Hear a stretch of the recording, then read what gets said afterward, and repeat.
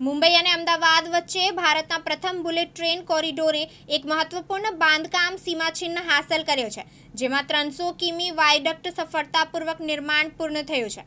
આ સિદ્ધિને સુરત, ગુજરાત નજીક 40 મીટર લાંબા પુનઃસ્પાન બોક્સ ગર્ડરના લોન્ચિંગ દ્વારા મુદ્રિત કરવામાં આવી છે. 300 કિમીના સુપર સ્ટ્રક્ચરમાંથી 257.4 કિમીનું નિર્માણ ફૂલ સ્પાન લોન્ચિંગ પદ્ધતિ દ્વારા કરવામાં આવ્યો છે, જેમાં 14 નદીના પુલોનો સમાવેશ થાય છે.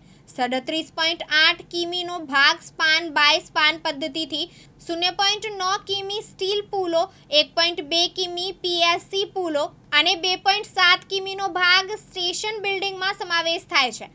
FSLM પદ્ધતિ દ્વારા 257.4 કિમી અને SBS પદ્ધતિ દ્વારા 37.8 કિમીના વાયડક્ટના નિર્માણ માટે અનુક્રમે 6455 અને 925 જેટલા 40 મીટર સ્પાન ઉપયોગમાં લેવામાં આવ્યા હતા. આ પ્રોજેક્ટે સ્થાનિક રીતે ડિઝાઇન અને ઉત્પાદન કરેલા સાધનો જેવા કે સ્ટ્રાડલ કેરિયર્સ, લોન્ચિંગ ગેન્ટ્રીઓ, પુલ ગેન્ટ્રીઓ અને ગર્ડર ટ્રાન્સપોર્ટર્સના ઉપયોગને ટેકો આપ્યો છે.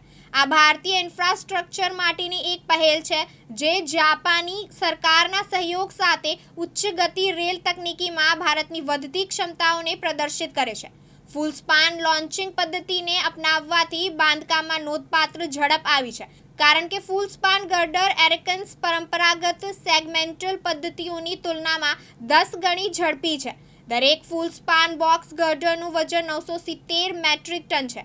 સેગમેન્ટલ ગર્ડર્સને ફક્ત તે સ્થાનોએ પસંદગીથી ઉપયોગ કરવામાં આવે છે જ્યાં ફૂલ સ્પાન સ્થાપન શક્ય નથી. નિર્માણ કાર્યને સરળ બનાવવા માટે કોરિડોર પર 27 કાસ્ટિંગ યાર્ડ સ્થાપવામાં આવ્યા છે.